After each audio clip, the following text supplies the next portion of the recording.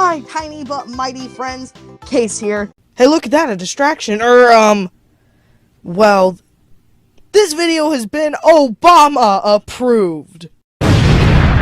Don't do your taxes.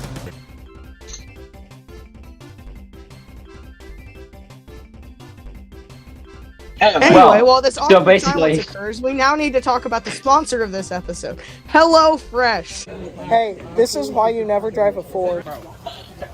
I'm Coolest Kid. I'm sure you've seen him in the Ant-Man and the Wasp Quantumania discussion. I guard in the corner. In the gamer world, as I'm a gamer. Very, very simple compared to this design. It's very edgy, sharp.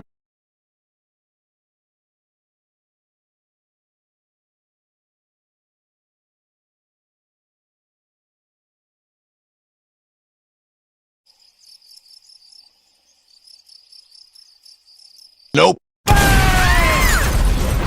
Don't do e-hall pass.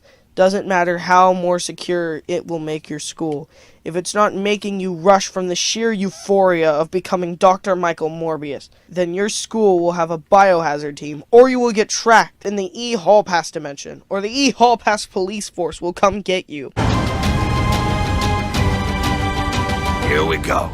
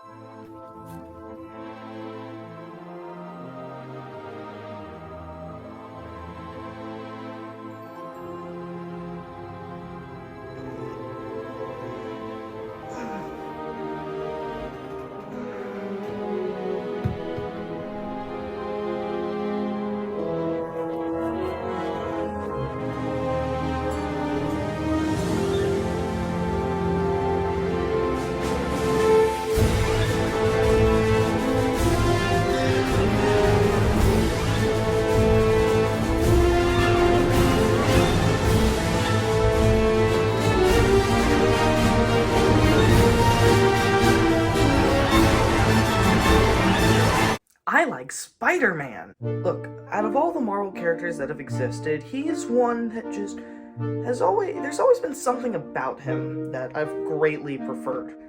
And one thing about it is just the uniqueness of theming something around a spider. I mean, to be fair, you kind of run out of animal-themed superpowers after a while if you keep milking the well dry, you know? On top of that, though, there's just always been something about the story that's been so relatable, while at the same time being able to just be its own thing, often covering the ideas of responsibility and task management. He's had so many adaptations over the years from all the movies and all this stuff, except there's one interesting thing about the movies. Sony owns them. And with all the movies, there have been so many different things that they've done over the years. There was the Sam Raimi stuff, there was the Andrew Garfield, all of it's good, not exactly my cup of tea. And then there are the Spider-Verse movies. Movies with such level of quality that I can't make a video on that today. But on top of all that, there's been one thing that I've always considered to have movie-level quality, but honestly has never been given the respect it deserves outside of the gaming community. That, of course, is the Insomniac Spider-Man games. Back when the first one came out, I was too young to play teen games, so I did not play it. Fortunately, I remedied that primordial sin in 2021 when I got my PS5, and with it we picked up a copy of Miles Morales, which had the remastered Spider-Man code attached with it. And let me say, I had a good time. It wasn't exactly my cup of tea, but I still had so much fun swinging through New York and just getting the feeling of Spider-Man. I had a lot of issues with it, though. For example, why is that map so cluttered? There's always just, it's like, you just get lumped with objectives at the beginning, and you feel obligated that you have to go explore the entire city. Just like, I want to breathe, you know? But no, you can't. Look, there's a tower. Each one of these were fun, but there was so much content crammed into the game, and not enough of it felt unique, in which I couldn't really enjoy it. Though the stuff the game got right, it did get right. The story is amazing, and I would hold it up to par to most modern adaptations of Spider-Man. On top of that, things like swinging through New York just feel so good to do. As you're going through, you can just feel like Spider-Man. Combat's great, though in the first game, I will say, I think there's a little bit too much difficulty spiking. The Spidey Sense idea, though, is always a great idea. It managed to create such an interesting gameplay dynamic. While sure, you are mashing the square button for 90% of the time, you also have to press the circle one. Now, for most people, this would be something extremely difficult to do. Shapes are hard! But fortunately, I'm not a gamer, just a video game enthusiast, meaning I was able to achieve this just fine. Shapes are mildly difficult! Then I tried Miles Morales out, and let me just say, this game was awesome. Well, yes, this wasn't a complete game, because I'm pretty sure they had a small portion of Insomniac actually working on the game, while they worked on the much bigger and better Spider-Man 2. I thought this game was awesome. For one, the shorter nature really helped. The first game drags on. And don't get me wrong, if you're really into the gameplay, it's great. But for someone who thought the game needed a little bit more polishing, it felt weird. Especially because at this point, the longest game I had played was about 10 hours, and so endurance was something new I was trying to build up still. Miles Morales just had so many little things that felt good, little pieces of polish. There was less to do, but at the same time, each thing felt more unique. So instead of each objective being fight these guys, it's now let Peter teach you how to fight these guys, so you can get new techniques to fight these guys, so then you can do stealth segments to fight these guys. Throw on the camouflage mechanic, which let me just say, done perfectly. Spider-Man stealth, already great, but on top of this, just having a get out of jail free card was awesome. I can just imagine getting arrested for tax evasion and pressing up on the D-pad so then they can't find me. Police, you're under arrest for tax evasion!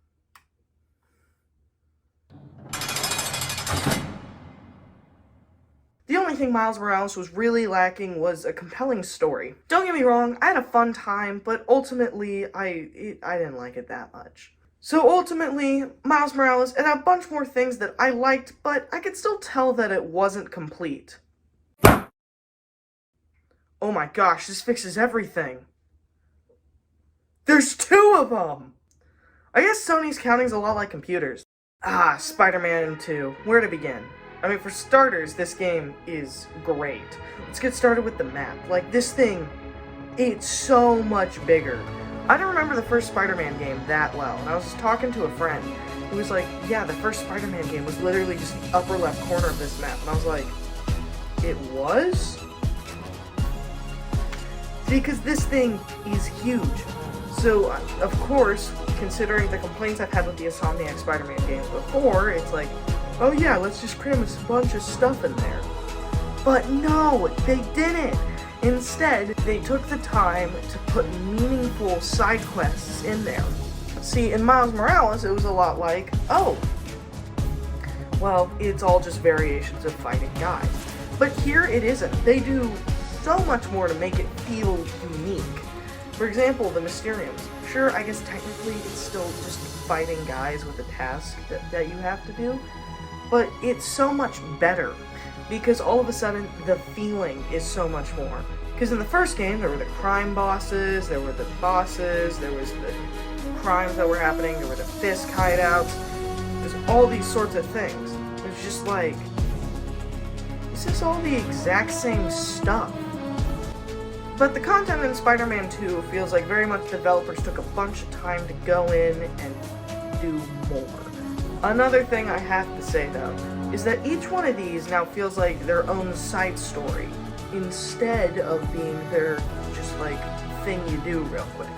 And they managed to create the perfect balance of, ooh, I want to go finish this. And I want to go finish this and see the end to the story. And, well, I should just fly over here, get this done real quick, then I'll swing over there, do that. These side quests help create the perfect flow state in the game. And what helps with flow state? Why, movement, of course. Dude, it felt so good in the first game, and now it just feels even better. Swinging through New York feels awesome. And if it didn't feel awesome before, you've got the swing assist option now, which just lets you make the game harder. I like torturing myself. On top of that, they threw the magnum opus in, the web wings. In going into the game, I was a little bit scared because seeing these, it's like, these are just a replacement for swinging, aren't they? But no, they're not. Instead, they managed to create this perfect balance between swinging through and then doing web wings. Then it's like, oh hey, there's wind tunnels, which are just like free movement cards. There's so much going on, but it all is so mindless because it controls so naturally, and it always feels like you're the one in control. This helps create one of the most perfect flow states I have ever seen. Spider-Man 2 also achieved something else which I didn't think was possible, managing to make fast travel feel fun. See, there's one thing that the PlayStation 5 isn't credited for nearly as often as I think it should, which is its hyper-fast SSD, you know, the thing that makes it move fast.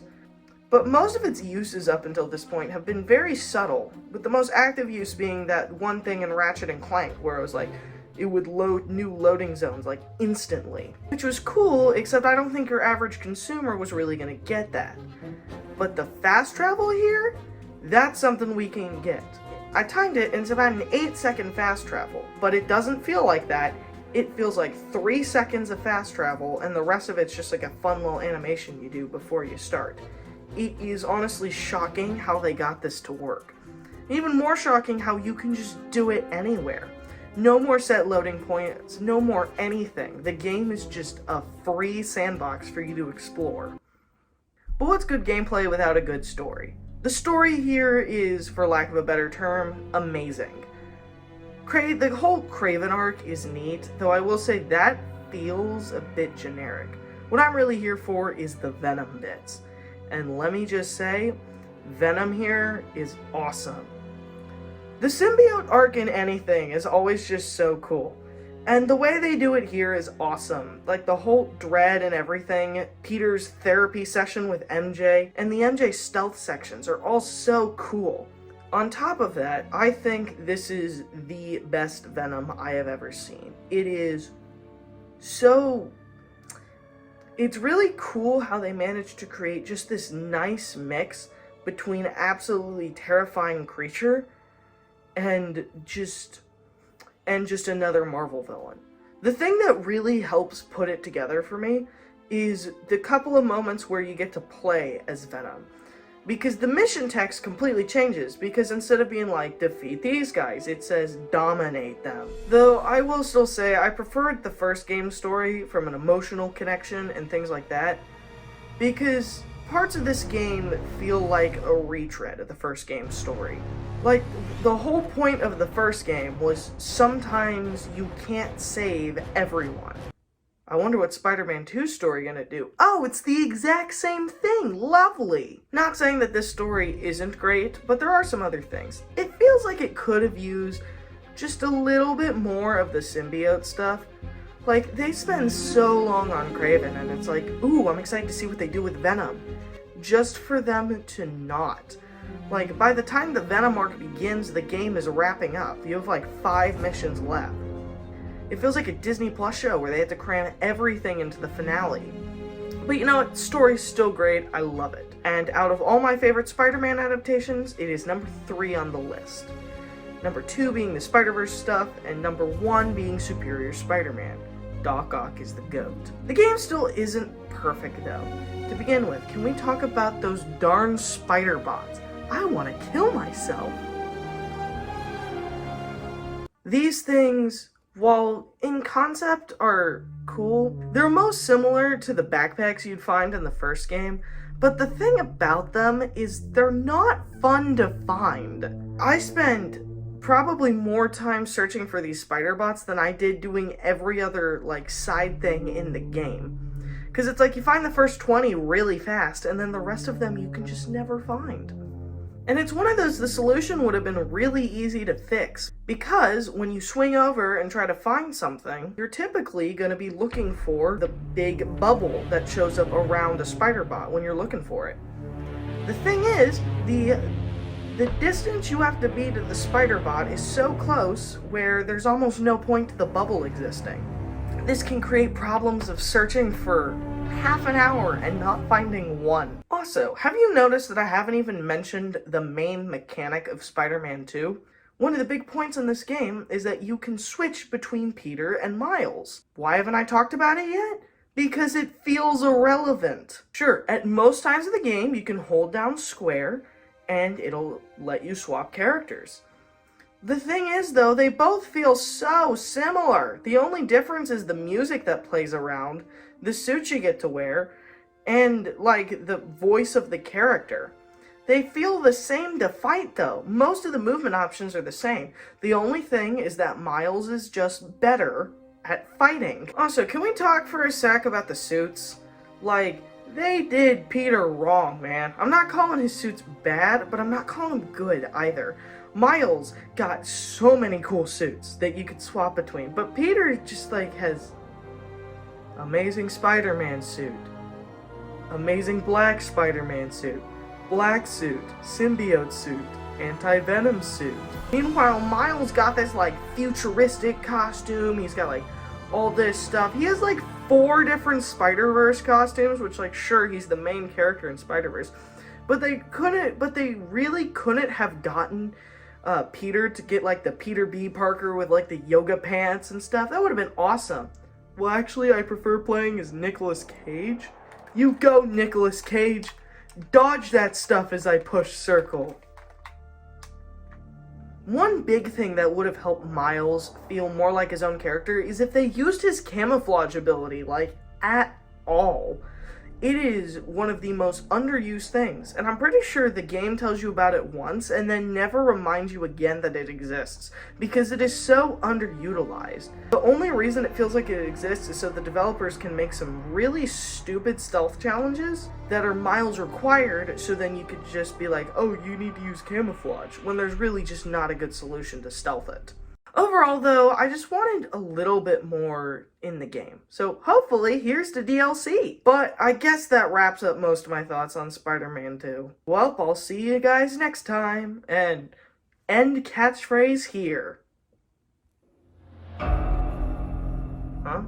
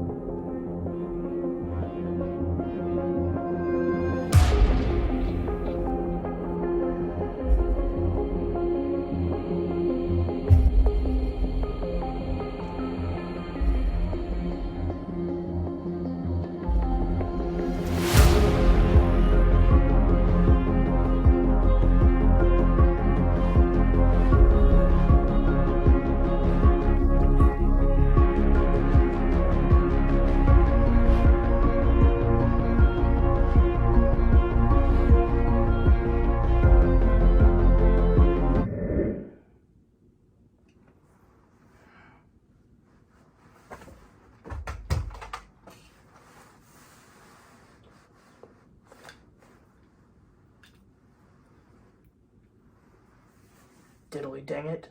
He got him.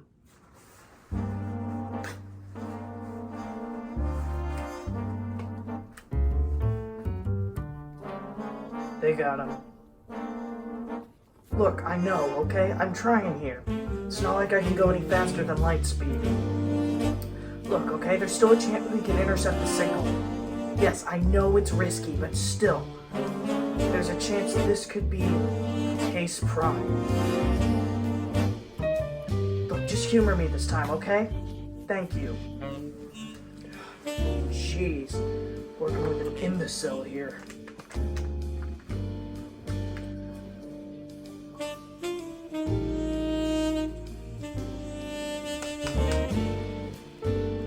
Yo, I need you to send this over to Paul. Thanks. What a heck of a day.